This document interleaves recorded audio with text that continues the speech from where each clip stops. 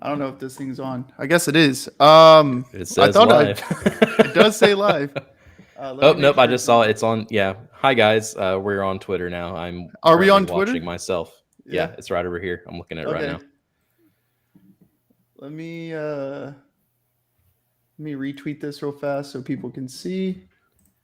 Um, It looks like it's about a 10 to 15-second delay. okay. I need. Can one of you guys have the chat open just so if someone asks questions, I'll open up Yeah. YouTube. Yeah, I can. I'll check. I'll be refreshing the Twitter feed throughout to see if anybody Okay. says anything. Also, hello Okay. guys. Sorry, we're this is new. This is Can not you tell something it's our I first live stream? yeah. This is not Sweet. something I have done before, so bear with us as we do this. So we are live. Normally, we record these around this time on Mondays, just to get our thoughts out without in spaces. Sometimes it can be a little bit wild, um, but First comment. that's funny. Just so that we can get our thoughts out. Also, Tar Heel fans, you are welcome to talk and leave comments. More than happy to take your questions. But normally we just record these so we can get our thoughts out into a podcast format for people to listen to. But we thought since we're going to be in the Sweet 16 this week against the Tar Heels, that we should go live and take your questions. I know some people had asked about whether or not we could go live, and we had asked people to give us some questions. And additionally, we have Michael Harper down below, as you can see. Not normally on here, but we decided that having the four of us on here to kind of talk Alabama basketball, maybe what happened with the round of 32 game against Grand Canyon. Wow, it is really delayed. Would be good. So just bear with us as we get here. We'll answer any questions or comments that you may have, and you kind of get to see the inner workings of how we go about recording podcasts, and different things like that over on Crimson Crossover. So, for those of you who do not know me, I'm Christian Sykes. Joey Blackwell, Charles Branch are our other two co-hosts, and then obviously Michael Harper, who does join the Twitter Spaces for post game from time to time to give his analysis on what he's seeing. But how you guys doing today? Doing great. Happy to be here. Trying to calm feeling myself, sweet. knowing that. Feeling sweet, feeling good. Well, Alabama beats Grand Canyon University, noted fake university. Noted national park. Noted national park. Filled the canyon. 72-61 in a game that Alabama that played defense, which has not been the case for a large part of the season, at least in the back half of the season. Alabama's actually, I went and looked at it. Alabama, I think, is ranked like 28th or 38th in defense over the last week per Bartorvik. I can't remember the exact stat. Someone sent it to me, but that was a defensive battle, defensive struggle. A lot of bodies flying on the floor. You had two techs in the game, one by Oates, another one by the bench, which was Nick Pringle slamming a clipboard down, which shattered everywhere, which was kind of funny. Also, in that same clip, I'm pretty sure Kai Spears was on the baseline, like running towards the goal, and an assistant had to come and like pull him back. So I'm not entirely sure what made the guys so upset. I could name three things that I would probably think would have made them upset, but another great game from Mark Sears, double, 26 points, 12 assists, or 26 points, 12 rebounds, 6 assists. Aaron Estrada had, what was it, like 8 points, 10 rebounds, and like 4 steals or something like that. And then obviously I think the story of the game was probably Mo Diabate, who, if you see on the little banner down below, Ramadan Mo is what we've deemed him. He is participating in Ramadan right now, and is not allowed to eat or drink anything during the month of it's the beginning of March to the end of or to the beginning of April, so an entire month essentially.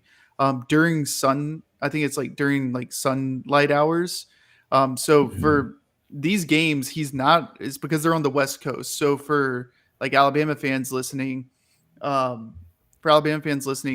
he's not allowed to eat anything before or during the games. He's not allowed to have water. And he comes in, has 8 points, 8 crucial points down the stretch to kind of pull away. And Alabama goes on a 17-3 run after Grand Canyon is up 58-53 to close out the game. So it was great game by Alabama. What were your guys' thoughts on Alabama and just the overall game from the different players? Yeah, I'll try not to repeat myself too much, but I do know that we have some listeners here that don't necessarily listen to our spaces, so I'll try to cliff notes it here. The defense, first and foremost, like you said, Christian, this defense over the past week is very, very apparent that they focused on that after the SEC tournament loss. Not just that, but also they've been communicating a lot better. The matchups, especially the matchups against Grand Canyon weren't necessarily favorable to them, but they still matched up. They still were able to take advantage of that and use it. As far as their, limiting turnovers, I know there was 14, which they have been getting better at that, but still 14 when you look at the turnover numbers after that game, I was honestly shocked it wasn't more than that. It felt like both sides were turning the ball over every 5 seconds. Grand Canyon also is a very underrated rebounding team, and the fact that Alabama out-rebounded them, that was definitely a big point of the game. But going back to the defense, I know I mentioned this specific point on the space, but the fact that once Grand Canyon took that 3-point lead, I think it was 58-55 at the 6:03 mark. Alabama didn't allow them to score a basket the rest of the game. Grant Foster had those three free throws at around I think he had 2 at the 4:40 mark and 1 at the 4:05 mark. But other than that, they didn't get any points for the rest of the game. So I think that makes it a 17-3 run. So just closing out the game like that is just remarkable. Even when the calls weren't necessarily going their way, the team never lost their energy. They never lost their spirit. They didn't let it bother them, other than, if anything, it let them, they let it motivate them. So it was definitely a quality win, a character win. I think Oates said it was a character win last night. It was very gritty. And if they can overcome what they had to overcome last night, aka Sunday night, the sky is the limit for this team. I know that we're going to talk about North Carolina, and they have they present a lot of their own issues for Alabama and matchups, but I think that this team really showed their heart, and it seems like that's all they've been doing since the NCAA tournament started. I thought going into the game that we had the guys that could play one-on-one defense. Grand Canyon was a team that, they only averaged 12 assists. There's not a whole lot of ball movement. Grant Foster is the guy who really gets things going for them, and I think it's McLaughlin and Harrison also are a good supporting cast. So I felt there was an opportunity that we could play really solid one-on-one defense, and I think we did. Maybe contrary at least to the total foul shots that they got, which was 37. In a way, the game played out exactly how Grand Canyon wanted to. Yeah, they would have liked to have made some more free throws, but that is their game, where they got 35% of their scoring last night from the free throw line. And yet you still win with the second lowest amount of points that you've scored all year. Before last night, 71 was the lowest we'd scored against Tennessee at Food City Center, and 72's, the next now, and still able to get a win with it. So just really impressed with how the guys continue to fight, both physically and mentally. I mean, Yeah, we talked about it last night. I was a little surprised as far as some of the pundits out there talking about the game, that it was chaotic. Yeah, it was chaotic because the officials didn't know what they were doing. There was no consistency from the officials as far as how the game was going to be called. You can't tell me a team built like ours that attacks the rim as much as it does should shoot 22 free throws, and Grand Canyon should shoot 37. And I know that sounds like me complaining and being a poor winner after we did win the game, but just frustrating that you're in the NCAA tournament and those three guys just could not call the game, well, in my opinion, and one of them's going to the Sweet 16. So hopefully they send Kip Kissinger somewhere else than the West region. But since he's already out there, maybe there's a chance that he's still sticking around. Look, I think everybody that played had a crucial moment in the game. So hopefully everybody can continue to build off of that momentum as well. I thought Rylan Griffin was fantastic. He knocked down a couple threes, but he really locked up Grant Foster, Mo Diabate, enough. There's going to be more comments about him, but going to the free throw line and knocking down 3 free throws when he hasn't been shooting the ball well from the free throw line. With the environment that it was, whether it's paid actors, whether it's actually like people enrolled in the school, just to keep your wits about you enough to finish out the game was just really, really impressive. It's now knowing what our defensive numbers are relative to Bart Torvik, and really wish he'd closed out the Charleston game a lot better, because I think Charleston is a team that you have to play better team defense, and we did play really good team defense for at least the first 30, 35 minutes, and they kind of went on a late scoring run when we had made some substitutions. The first shot defense for the weekend has been great. Obviously, we're giving up a lot of offensive rebounds, and teams are getting some putbacks there. But look, we've talked about it. Like, this team fights. We're kind of playing with house money. We're just happy to be there. We're happy to be in LA in the Sweet 16. So whatever comes our way, we'll absolutely take it. But as far as just, doing what needed to be done, not every team from Alabama, got out of the Spokane regional headed into the Sweet 16. So just excited for what we've got coming up next weekend. Actually, there's only one of 3 that got out of the Spokane regional from Alabama. I guess there could have only been 2, because Auburn and UAB would have played each other. But Michael, what are your thoughts on the game? So my big takeaway from this game is that we would have probably lost this game a month ago, maybe a month and a half ago. Joey said it right. It was grit, and it was a gut check. Our shots weren't falling, not just from 3. We had numerous great looks right under the rim, right at the rim, that just wouldn't go in. Had some wide open threes that just weren't going in, and it wasn't our night. And, Oates has said numerous times that that this team has a tendency to let the offensive end dictate their effort on the defensive end. And that didn't happen last night. And, I think we did a lot, to, take away the narrative of live by the 3, die by the 3, because we definitely didn't live by the 3 last night. We didn't die by it either. We did not die by it either. Hey, I'll say this: good teams win, great teams cover, and Alabama covered. So that they did. Charles, I don't know if you saw me grin at Michael, but what was going through my head was, your comments in the group chat about just, it felt like we hadn't had an and one since January. And that poor shooting at the basket or driving to the basket and all, it seemed like every time if we drew a foul, the ball wouldn't fall in. I think we had 2 or 3 of those last night finally, but goodness gracious, it took forever. The first one in a while was from Diabate, who is, I think, coming into the game was a 43% free throw shooter. Yeah. I made the comment that we haven't had an and one since January. And it's over. It's finally done.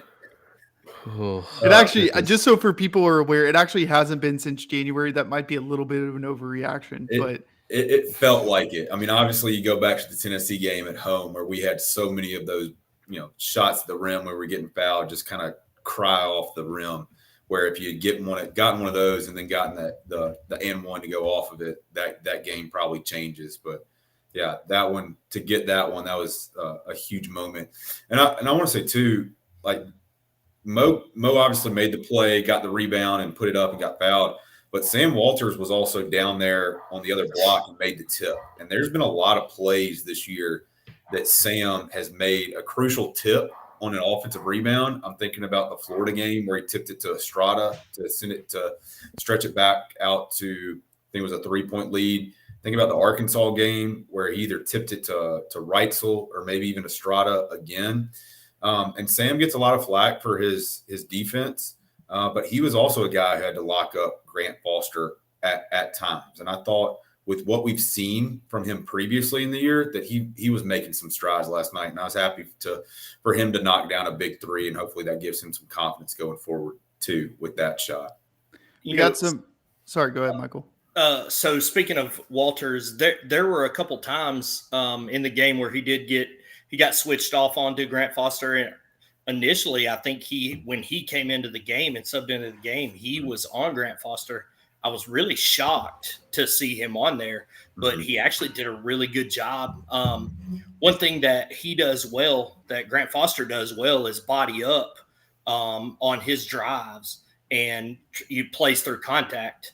And Sam got right in there with him, and I was surprised at how well he did. Mm-hmm. So we got a few. I'll talk about that in a second. We have a few people talking in the chat. So we'll talk about the North Carolina breakdown in just a little bit. We're still talking about the Grand Canyon game. So stay with us, Lance. Ramadan Mo, Andrew King, Ramadan Mo completely changed the game. Likes the addition of the ticker. Good to see we can win a game in multiple ways. Coach Harper is a great addition. So if you like Michael on the show, we might have him back on. Playoff goatee. I paid Andrew to say that. Yeah, you did. Playoff goatee is actually like a thin beard. I don't like to keep it up here. So some people say I look like Mr. Beast. That's why I'm on YouTube right now. And no, I'm not giving away a Lamborghini, unfortunately. So let's see. Hayden, UNC matchup we're talking about in a little bit. We're still talking about the game from yesterday. No, Sam hit a big, was it a three? Yeah, he hit a big three late in that game that when Alabama was kind of searching for someone to hit a three. And then obviously I think Sears hit another dagger three. Hayden, yeah, I'm going to Los Angeles. Hit a dagger three. I think it was a tie game, or I believe it was tie game, and then Mark came down and just hit one at the top of the key. That just kind of was like one of those. It's one of those kill shot threes that not necessarily puts the game out of reach, but takes away momentum from a team. There's a lot of the times where either there's a missed free throw that'll lead out to a run out that kind of flips the momentum of the game. And I think that's what happened is I think we missed a free throw. Grand Canyon came down the court, tied the game on a layup, and the crowd was going kind of crazy. And then Mark just comes and answers with a three. And he's great. Sorry, I didn't mean to interrupt. Who was about to say something? Before we get in, I want to go ahead and start speaking this into existence for next week. I'm expecting a big weekend from Grant Nelson. I know he did not play a ton of minutes this past weekend, but the block he had on the 3-point shot, the hustle play that he had on the steal, that I think was the play that led to no, that was Estrada coming up behind Grant Foster and then getting the steal, kicking it to Sears, and then finding Stevenson on the dunk. It's not a night where Grant scored a lot of points. And he only played 17 minutes. But I think Grant's going to have a big weekend. I don't know why. I think Grant has had a really good year. I think a lot has been expected to him.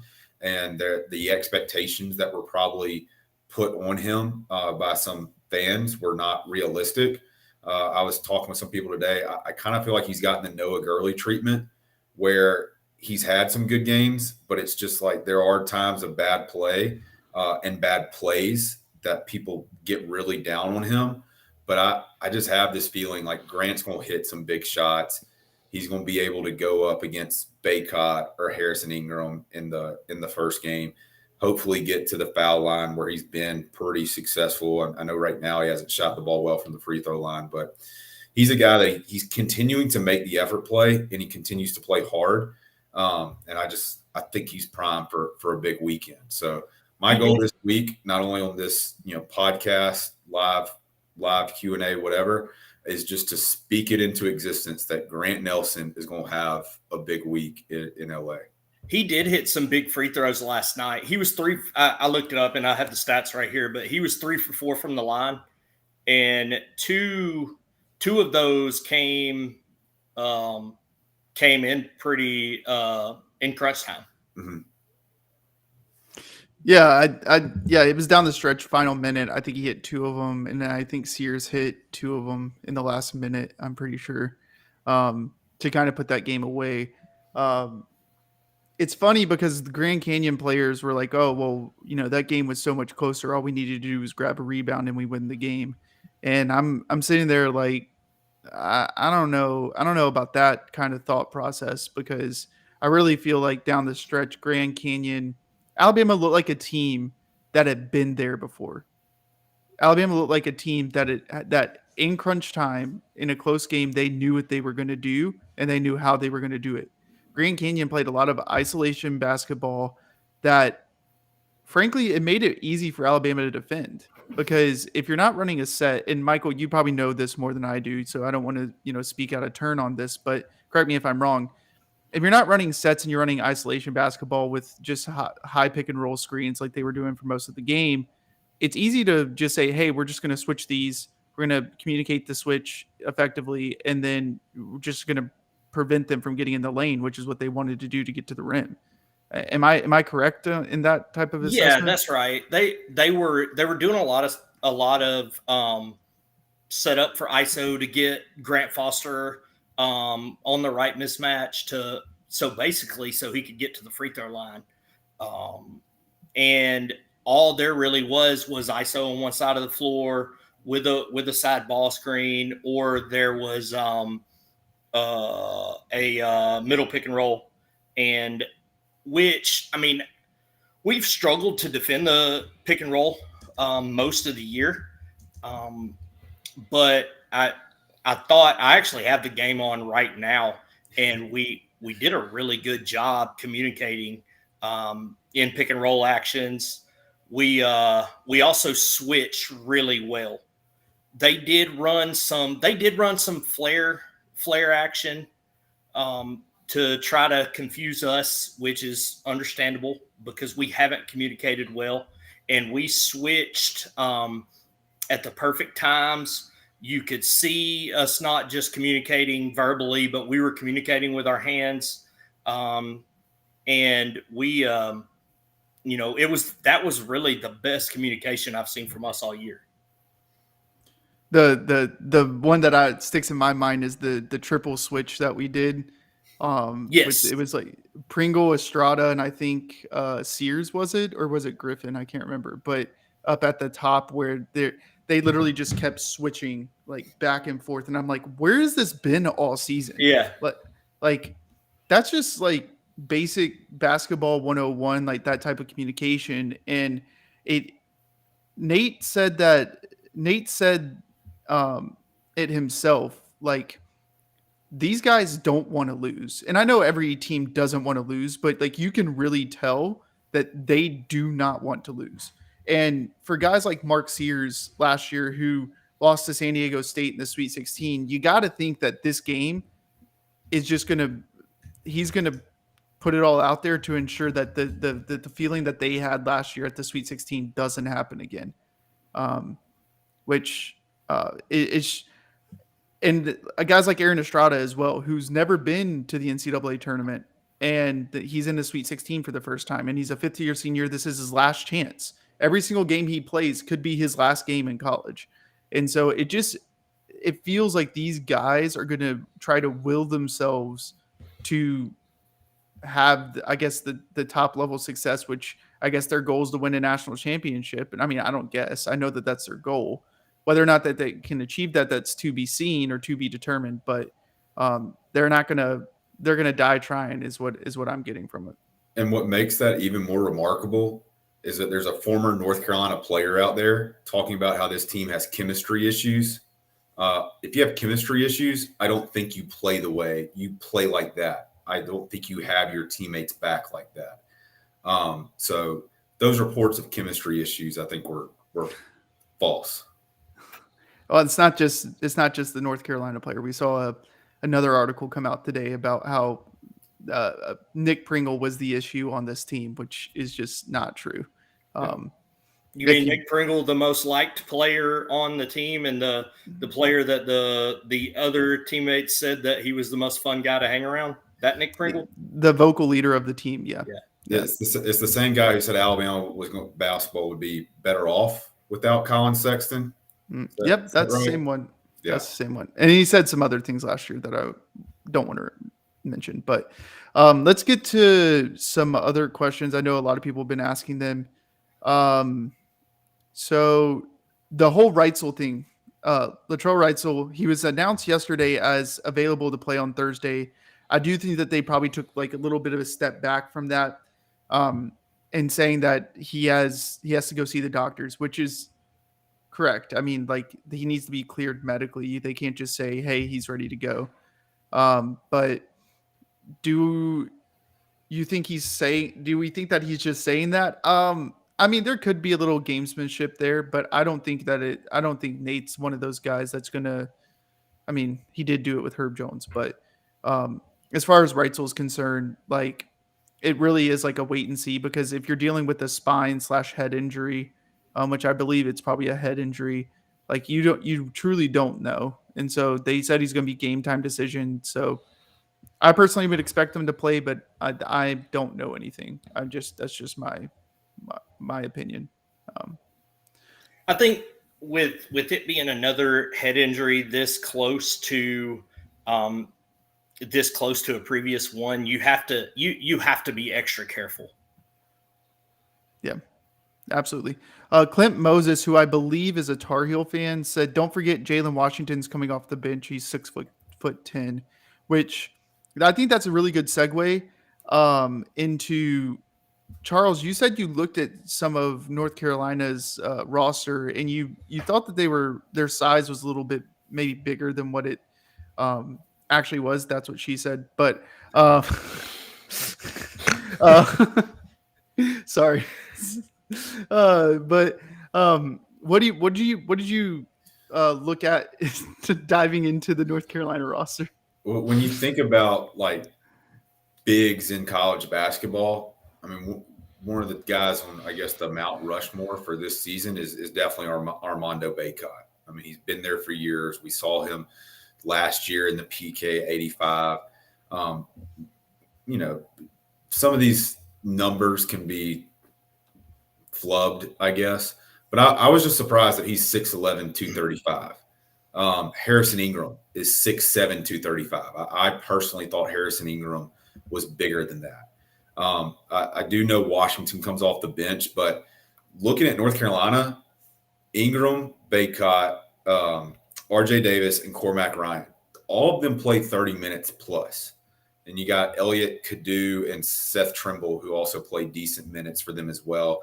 And they've got some other guys that like will fill minutes, like maybe a Muhammad Wagi will for us at times. But they're really relying on that core four. So when I think about last night's game, where Grant Foster is 6'7", 220, McLaughlin is 6'10", 250, 260. Colt Brennan, I think that was his name, the number 24. He didn't play a ton, but he's 6'10", 6'11". He's 270.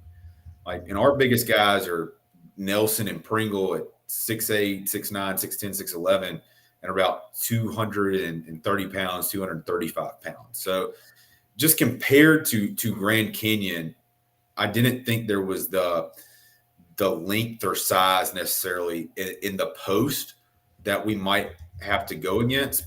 But you also have to give credit.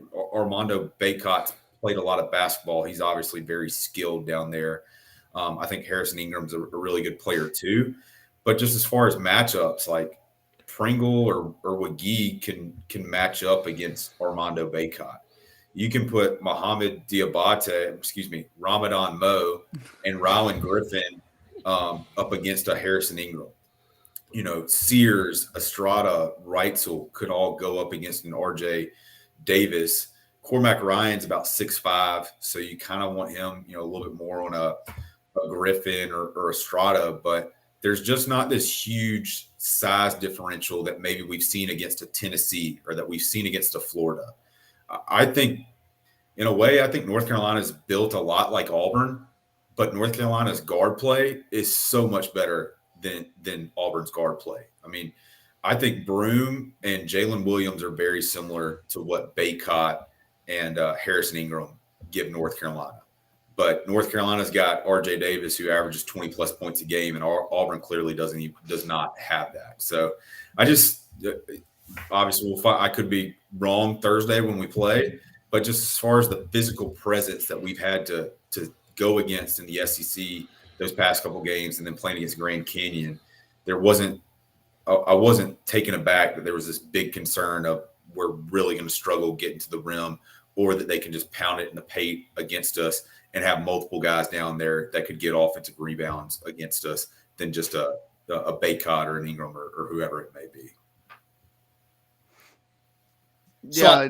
Sorry, go ahead, Michael. No, I think one of the big differences between North Carolina and Auburn, I think that's a good comparison. I do think Jalen Williams is a little better in the post than what if you want to use Harrison Ingram as that example. Like Jalen Williams actually has a little bit of post-up game, even though we don't see it a lot. We saw it in Auburn. Where Auburn did some high-low stuff with Broome to Jalen Williams to get against our 4-guard lineup. I don't know that you'll necessarily see that from them. I could be wrong. Maybe some a North Carolina fan in here can chime in. But I think that is a pretty good comparison. But I also do think North Carolina probably wants to play a little faster than the pace that Auburn played with. Yeah. Yeah, I think Auburn finished the year 56th in KenPom tempo, maybe 58th, and North Carolina is 41. So they do play a little bit faster than Auburn played throughout the year, at least. Also, don't look now. Alabama's defense is 101 KenPom defense. So, creeping up to that under 100 mark. But well, it's good timing because I was looking at pre-tournament KenPom numbers and now where they sit, and UNC has gone from 24 to 16 on the KenPom offensive side. So I would think an 8-point jump from 2 games over the weekend when you don't have a ton of teams playing is actually probably a pretty big jump, at least that highly up in the rankings as you look at the KenPom offense. Yeah, but I will say this: as much as the KenPom's updated, like I kind of hate how, and I love KenPom, and it's a great tool to kind of help quantify how good a team is, but I really wish that they would take account garbage time per points, both on the team that's blowing a team out and the team that is, being blown out. Because if you were to do that with the Charleston Southern game, our defense actually dropped, right? It was at 118th before the Grand Canyon game because of how much points they scored, which is just it's kind of unfortunate because I really do think that they played a good game defensively versus Charleston, and they're a good offensive team too. Mm-hmm. I mean, I have no problem with other teams thinking we're worse at defense than we actually are. So That's true. That's true.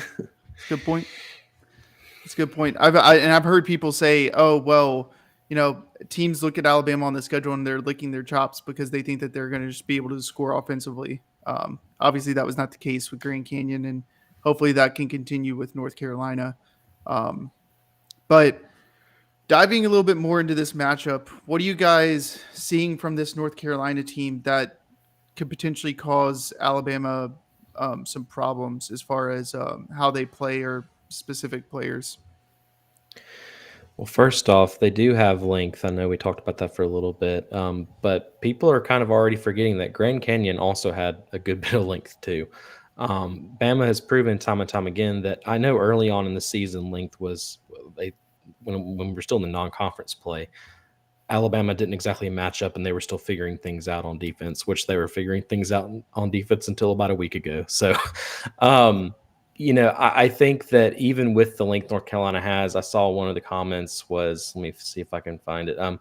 Hayden said, how can we maintain Baycott, especially with our rebounding struggles? If you look at the roster, Grand Canyon's actually a taller team and has more length than North Carolina is, and Alabama was able to out-rebound them. I think it was 50-41 on the night. So I think that they're going to be just fine in that. Now, I do think that North Carolina has a little bit better offensive production, obviously, than Grand Canyon does. So we have to look at them on that end of the floor. But as far as, from a rebounding standpoint, I think we're going to be all right. I think there's a lot of factors coming into this game. One that we haven't even mentioned is the fact that North Carolina has to fly all the way from Charlotte out to the West Coast, and Bama's going to stay in the same time zone. They're not coming back. But with on the court stuff, I think Alabama feels like they're in a better position right now than North Carolina does. I think this team has proven a lot of people wrong, but most importantly, they've proven to themselves that they can win, and they've proven to themselves that they can stay together as a team. And those are my points for now. I'm sure Charles is about to get into the more the nitty gritty, but I think that this team really does have a shot. I just think that most people are concerned about North Carolina just because they're blue blood and that they have a lot of tall players, but Bama's beaten teams so far this season that could be better than North Carolina. So I'm not too concerned about that.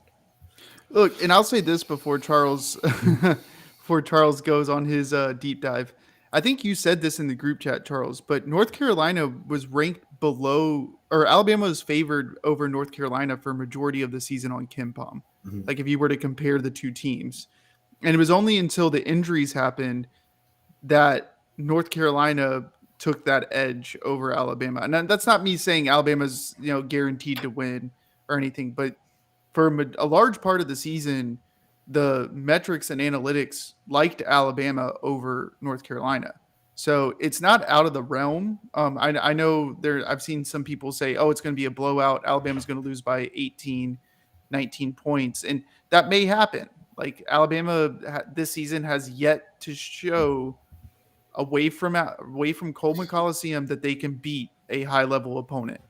And so that thought makes sense, but let's not say that Alabama is overmatched here because I don't think that they are. So Charles, let's hear your thoughts. Well, to your point, whether you feel like it's good or not, as far as ESPN's basketball power index, it's currently giving Alabama a 52.7% chance to win this game. So it's a coin flip, of course, but I think a lot better than what maybe many Alabama people and probably some North Carolina people thinking that North Carolina would be, based on some of the analytics, more likely to win this game.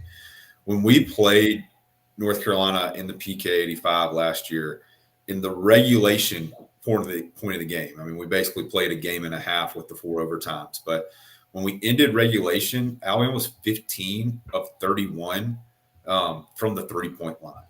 So obviously got good looks. Mark Sears was great. He was 7 of 11 from 3, finished with 24 points. So I like that, of course, coming into it, that we were obviously getting guys open. And, yeah, this is a different North Carolina team, and we're a different Alabama team as well, but we've also got a lot more shooters. And I think it's more so than ever. It's Mark Sears can do what Mark Sears does and get his 20-plus points. But when we started off the year, we talked about the big three of Sears, Estrada, and Nelson. And they were all, somewhere around the 20-point mark. It felt like every one of those early non-conference games. Now, I get competition is not great, but they were still getting those points. Whether it's those three or whether it's Griffin or Reitzel, like we need 3 or 4 guys to get to double digits and score the basketball. And that's both from the inside and outside. Looking at the games that they've lost against NC State, against Syracuse, against Clemson, they had 3 or 4 guys that got, double-digit points, and they probably had 2 guys that would get to 20-plus points. I don't know what happened in the game they lost to against Georgia Tech. North Carolina was 9 of 17 from the free throw line. They didn't shoot the ball well, but there wasn't anything on the stat sheet as it relates to Georgia Tech that was like, wow, they were really hot from 3, or man, they really took care of the ball, or wow, they outshot them by a lot of the free throw line. I'm just going to chalk that game up to a fluke, which I'm sure a lot of North Carolina fans would as well. But they've also, they lost to Kentucky, who's been a good team, UConn, number 1 overall seed, Villanova, who was playing with a lot of confidence early on in the year. What you were talking about as far as, hey, Alabama hasn't played great recently as far as big competition. They're going to get blown out by 20 points.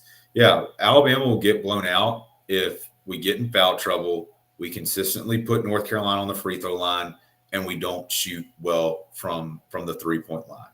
But there's a lot of that where, when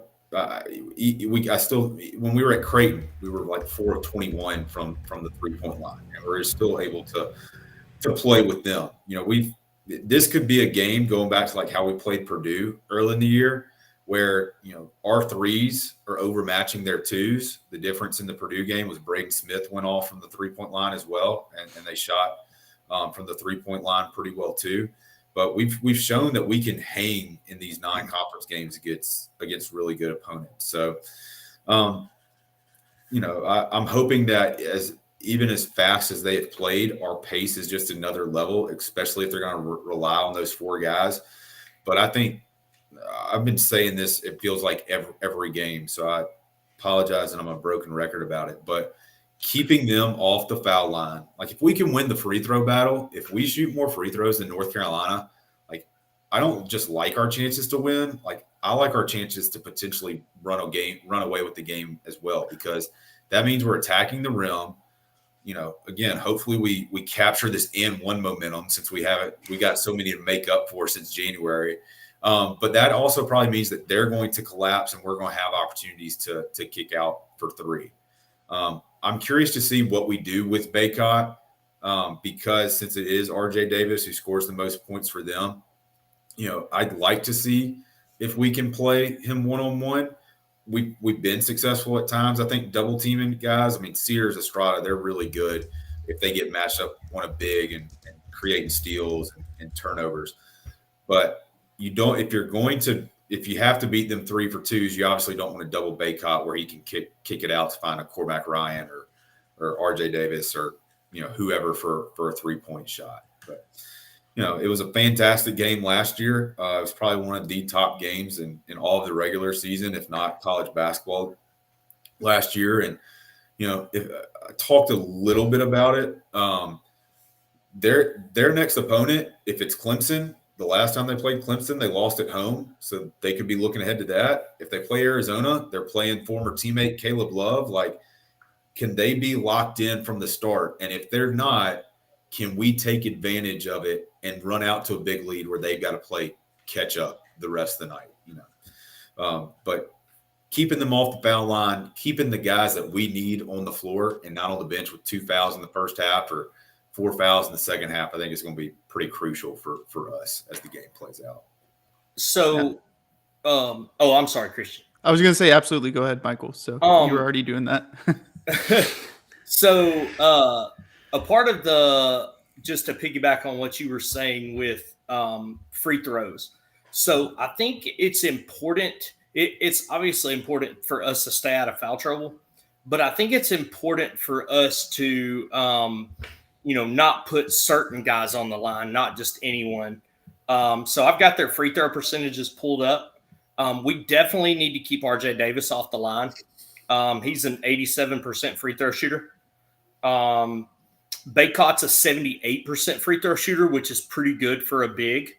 But Harrison Ingram is only a 61% free throw shooter. So, we obviously don't want to just put him on the line, but I think it's going to be more important to just maybe try to get a little physical with him and not let them think that getting to the rim is going to be a breeze. Mm-hmm. And then Elliot Kadu is only a 64% free throw shooter. So and obviously Cormac Ryan is 87%. So but we've seen him before, unfortunately. So I think it's who we send to the line. We obviously we don't want RJ Davis on the free throw line, not just because he's a good free throw shooter, but that's you get him to the line and that's giving him a chance to get into rhythm. So who we foul, not necessarily, that's more important than us just not fouling. The other thing, I was kind of saving this when Charles was talking about Grant Nelson. I think you're going to see a lot of pick and roll action with Grant. I think we're going to try to give Baycott the Oscar Tshiebwe treatment and try to put him in various pick and roll situations, and maybe see if we can force him into some tough actions on the perimeter, or even get them into some drop coverage, which we haven't seen a lot of this year. So, just to add to your Nelson comment, I think there's going to be some chances for him in this game, in my opinion. Do you think you see more Mo Diabate? Yes, I do. So with the way Oates talked about him last game, I think you absolutely do. And I would like to see him at least at times see him on RJ Davis a little bit, just to throw some length at him.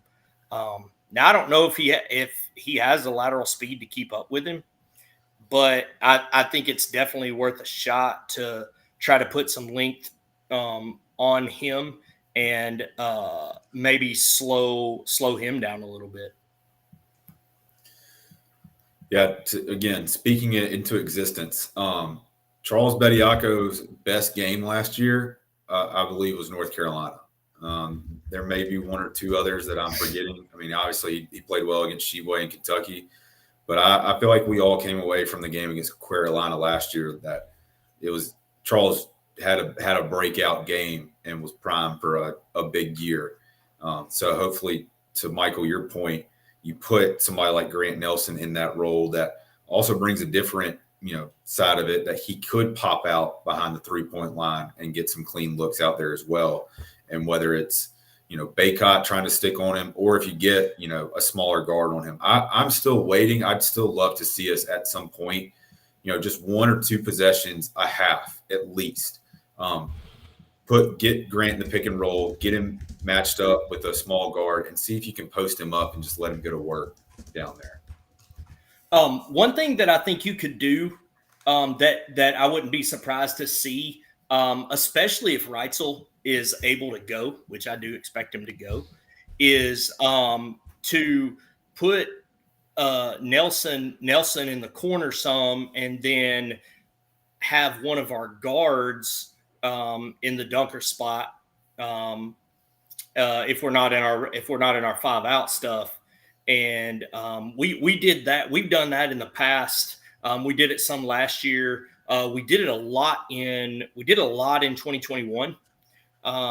You put one of your guards in the dunker spot, put your big out in the corner, and then that's going to force Baycott out of the paint a little bit and makes an easier drive for Estrada or Sears or whatever. So it's a much easier finish than having to finish over Baycott. but that only works when we have 5 shooters in the game. So I know Nelson struggled from 3-point line, but he has shown that he is a capable shooter. So you can't just leave him open. Yeah, and I'm also intrigued because someone did make a comment to me. Aaron Estrada to start the season was shooting extremely well, and as of late, he's kind of fallen. You know, he was 4 of 14 last night. What do you guys think is the you know cause of that? Because he wasn't a bad shooter coming into Alabama, and I don't think he's a bad shooter in general. But what do you guys think is the reasoning from maybe his struggles a little bit? I think I think it's tired legs. And I know we rested, but I mean, and I don't really have a comparison, and that's my fault. I should have a comparison from how many minutes he's played this year compared to in the past. But he's played. I know he's playing in a lot more physical conference than what he's played in the past. So I think naturally, some tired legs are going to come into play. I think that's the biggest difference is the competition that you're getting beat up every night. When he does drive to the basket, he's not getting the foul calls that he probably got against slower competition and maybe a little bit weaker competition being able to go through their body. So he's not having plays that generate a lot more confidence where you see the ball go through the basket, whether it's a free throw or whether it's a layup. I did think the shots last night, the 3-point attempts that he had, were good looks. Like it wasn't out of rhythm. He's also a guy that's probably taken the most mid-range shots for us this year, and he hit a pretty nice one last night too. I think it was from the free throw line extended. He's having to play a lot different, I think, than what he played at Hofstra, where it was a green light everywhere on the floor. And we know that's just not the system. But he and Reitzel, you got to be a little bit more tentative now, maybe. But both of those guys throughout the year, I thought there were times they could have gotten to the rim a little bit more and tried to get contact and get to the free throw line. Like Latrell going 27 of 27 from the free throw line is great, but 27 free throws for him too it's not a lot, especially with how much he had been playing before he got injured. So I think it's just he's a guy that's got to get probably similar to Nelson, needs to see one go down early. Doesn't matter where it is on the floor. And once it goes down, it really takes off from there. I mean, that's what was happening in the first 4 games this year is he was knocking down shots early in the game. There was one point, I think it was the 3rd game of the season. I asked, does this guy ever miss? Because he really was not missing shots early in the year. But I mean, like I said a few minutes ago, I have the replay of last night going right now, and I've already seen Estrada get fouled 6 different times and nothing was called. The one where Oates got the technical, it was an absurd no call. And it's really not fair for him to be judged, for Estrada to be judged on that when he should be at the free throw line, getting to put up some numbers there. Yeah, I just looked up Estrada's minutes. He's actually played. This is the least amount of minutes he's played in the last 3 years. Okay, so I'm wrong on that. But it's the most amount of games. So, and the minutes are. I mean, he's like 100 minutes apart from the last 2 years that he's played. But it's 100 minutes, but the competition is just so much more physical than what he's used to at Hofstra. So, I mean, I feel like you're right on that as far as the minute, because it's not necessarily, it's quality of minutes, I guess is what I would say, not necessarily quantity. But another interesting thing I saw, he's got a career high this year in steals, a career high in assists, a career high in rebounds, and he's shooting. This is his second lowest 3-point shooting performance that he's had of his career. His other lowest was when he was at Oregon. He was 21%, which was just 3 of 14. But he only played 9 games in that. So the other thing he brings is just the ball handling aspect. We don't have a lot of pure ball handlers, and when Sears, the rare times that Sears comes out of the ball game, he has to be the primary ball handler. But even when Sears is in, what he allows us to do is use Sears off the ball, and that's where we're able to get him off some flare screens, off some pin downs, not really true pin downs. We don't run a lot of true pin downs, but we get to work him off the ball, and that's big for him. And then when Sears is on the ball and he's off the ball, Estrada's really good on the. I'm sure you've heard Jimmy Dykes say it over and over again because when he gets one term, he's going to say it 100 times. But the go catch with Estrada on the move, catching, getting downhill, getting to the rim. So he's been really big. I saw some message board stuff today complaining about Estrada, but we're not even close to where we are this year without Estrada. And he was our second triple double in a decade. He's flirted with it all season. All season. Sorry, go ahead, Charles. No, I think that's a great point. Like, he and Nelson were obviously 2 big transfers that we got, and they came in with a lot of accolades. And I think a lot was put on their shoulders unfairly. They came out and they played really well the first 4 games, and it was like, as soon as they didn't play well, these guys aren't built for the SEC. Like, this is not a good team. Like, regardless of whether you believe it or not, if these guys are hearing it, like it's out there.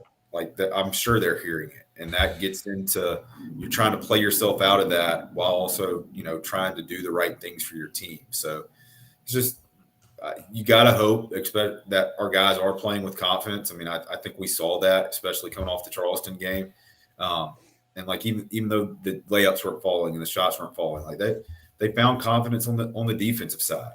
And that's just things that hopefully you can take into the game Thursday. My son just texted me, made another good point. This Estrada's never played at a pace like this before either. Yeah, that's true. Yeah.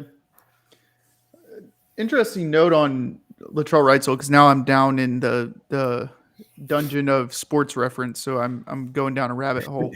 Latrell Wrightsell is only attempting 1.7 2-point shots per game. Yeah, just not getting to the rim a ton. And he's a smaller guy, and with the size that we've had to go up against, like, it definitely limits his ability to finish down there. But would like to see him find a way to attack a little bit more, and that the whistle actually go our way where he can get to the free throw line. And last season he attempted 7.3 a game, but just looking at his efficiencies, his 2-point efficiency hasn't been very good throughout his career. This year is actually his best efficiency number at 44.7%. But I think he's more of a spot up shooter, which I guess is what we've kind of seen. So I'm getting into a rabbit hole. So I closed out. So I stopped getting in the rabbit hole. But no, I personally like Alabama's chances. I don't know why I have some type of confidence about this game. I haven't had confidence about the tournament until this point. And maybe it's just a emotional high from getting to a point where I really didn't think that the team was going to get to, which is the Sweet 16. And fans of other teams or fans of our team can say, oh, well, it's just the Sweet 16. It doesn't mean much. Getting to the second weekend means something. Being one of the last 16 teams playing college basketball or in the NCAA tournament means something. And it might not be, oh, you don't get a regional Final Four or whatever. Like, I get that. To get there, that requires a lot of luck actually, no, it just requires a lot of luck, a lot of favorable bounces. So obviously quality players, quality coaching, different things like that. But you can have those things and still not get to a Final Four.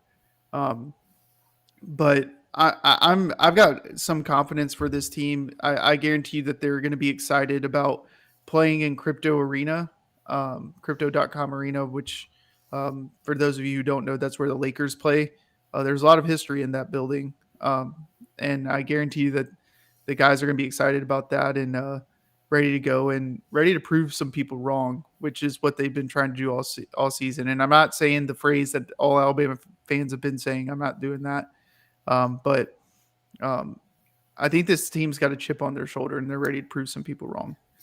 Were they down 12 like in the first 5-10 minutes against Michigan State in the second round?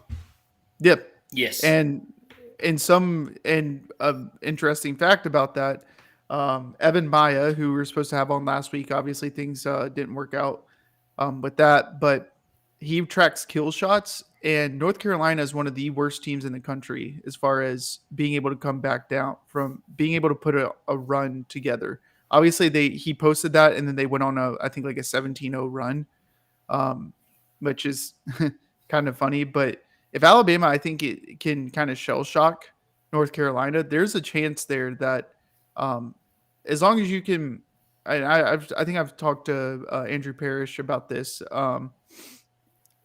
As long as you can keep a team within 6 to 8 points, like you get up 12 and then they bring it back down to 6, but then you keep it between that 6 to 8 point range and make it feel like there's never a chance to get back down the stretch, really can demotivate a team and kind of tighten them up to force them to make some more mistakes than they normally would.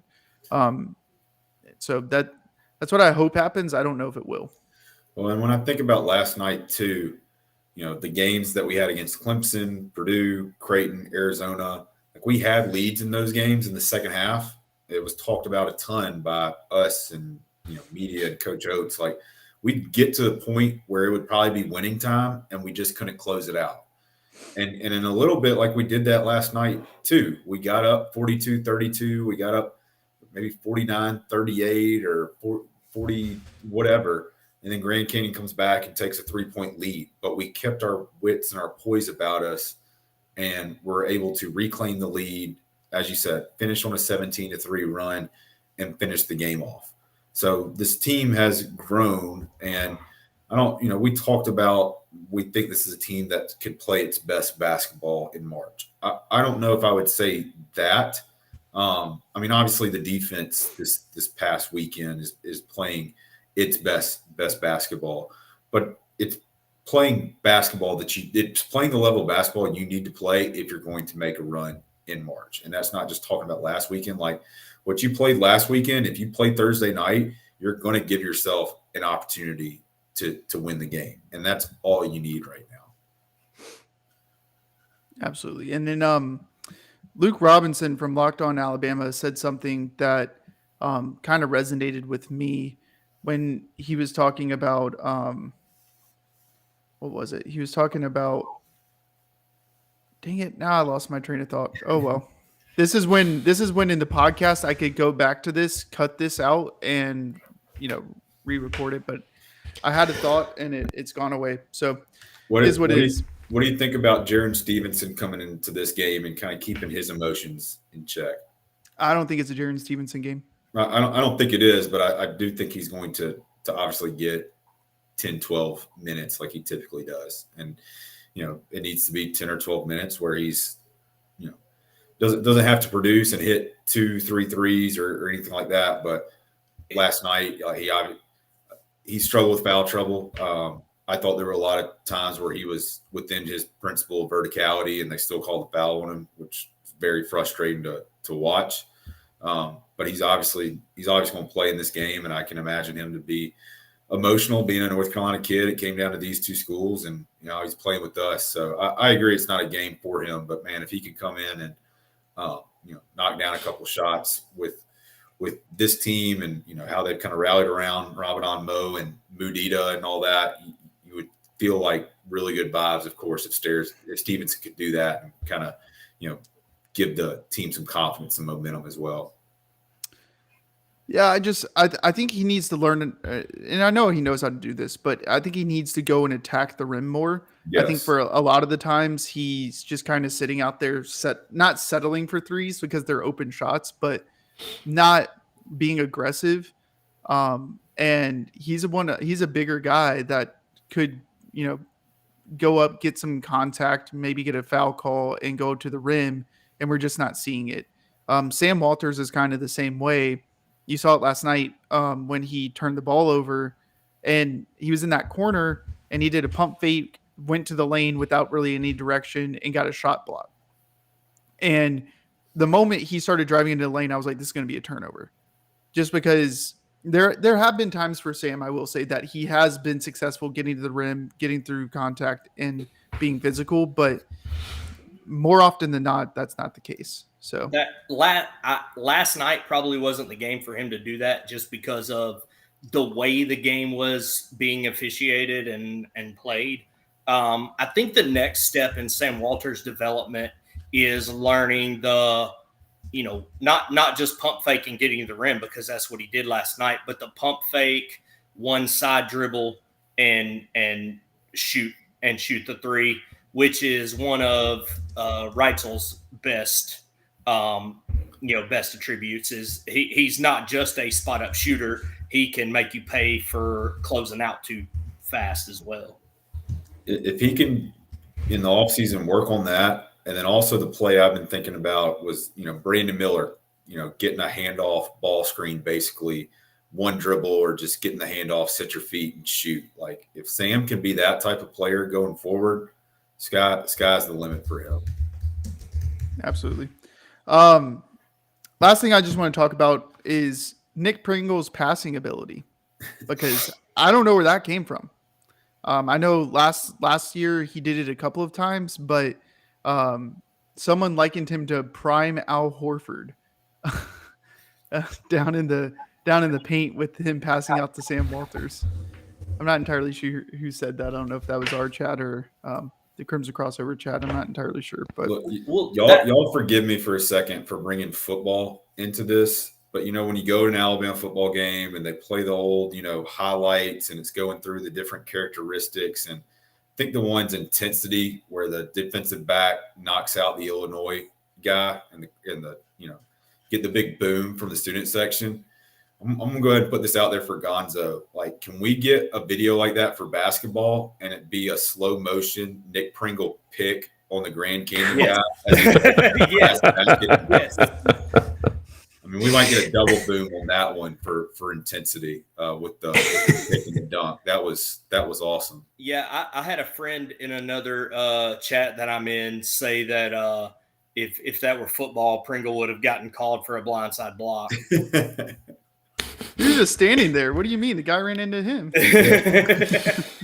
About Pringle's passing ability, that was one of the, and I talked about this in the space last night, but I thought that was one of the adjustments that that Oates and the staff made last night towards the end of the game. That was really crucial.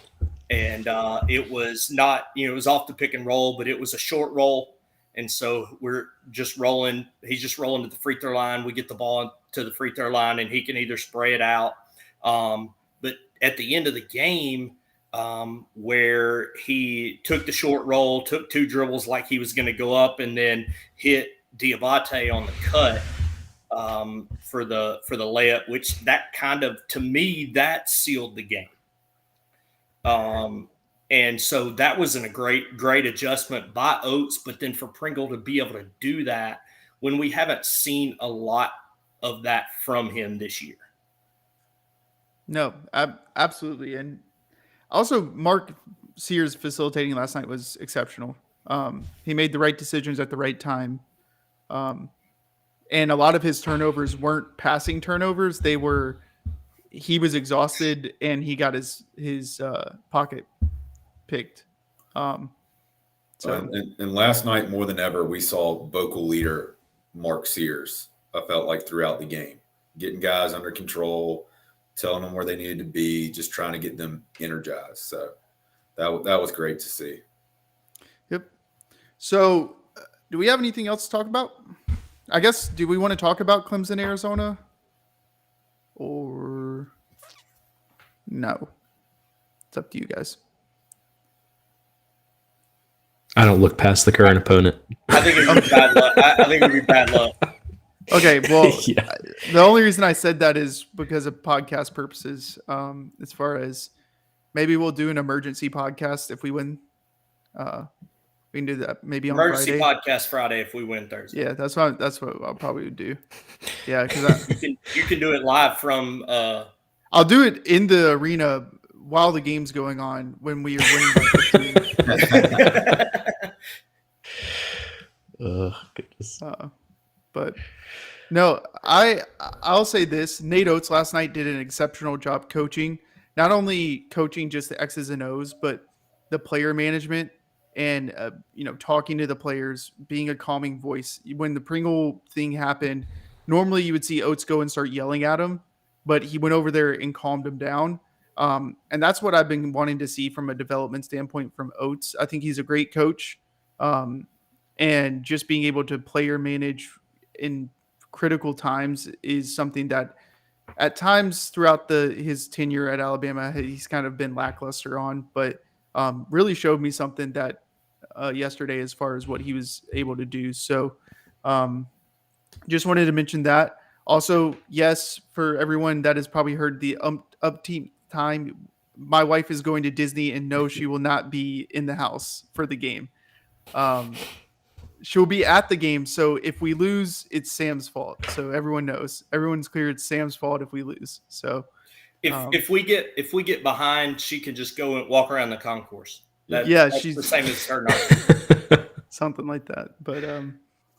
But yeah, we're excited to go. I'll have coverage for people that are interested or not. I'll still do it just because I'm excited to go. But we're leaving on Wednesday and we'll be there Thursday to watch the game, and hopefully it's a result that we can finally break through this ceiling that Alabama's had since 2003 and 2004, and maybe make a run at this. But if we don't, I just want everyone to understand that this has been a successful season. It's been exceeding expectations relative to what we all thought. So it's another step. I feel like, whereas we talked a lot about 2 years ago and maybe how that team fell apart. Like, you still got to the NCAA tournament and there were still things to build off of. Regardless of how last weekend had gone, this would have maintained it. I feel like now that you've made it 3 out of the last 4 years, like, you're continuing to push the program forward. You can't win a national championship unless you get in the NCAA tournament. And that's what we've now done 3 of the past 4 years. And you just got to keep playing well enough to where you get these high seed, opportunities. Who cares if we've beaten a 12 or 13 seed to get there? Like, that's March. You don't get to pick your path necessarily. You just play your path. And that's what we've done. And hopefully we continue to play well, where we continue to have a path forward, whether it's to the Final Four or national championship. But even as you get into next year, like, the goal is always still make it to the NCAA tournament. I don't feel like it's ever should be Sweet 16, Final Four, like, for a particular year. That may be the goal for the program overall at some point, but it's always, let's just get to the NCAA tournament and let things fall where they may. Absolutely. Also, shop J&J Apparel. I'm wearing a different one than normal. I don't normally wear the sweatshirts, but super comfortable. Shop J&J Apparel.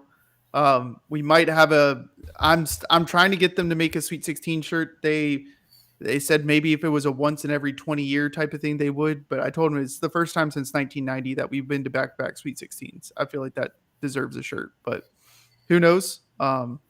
Stay tuned on that. And no, I will not be releasing any Final Four designs that we may or may not have. I don't want that to get out there again.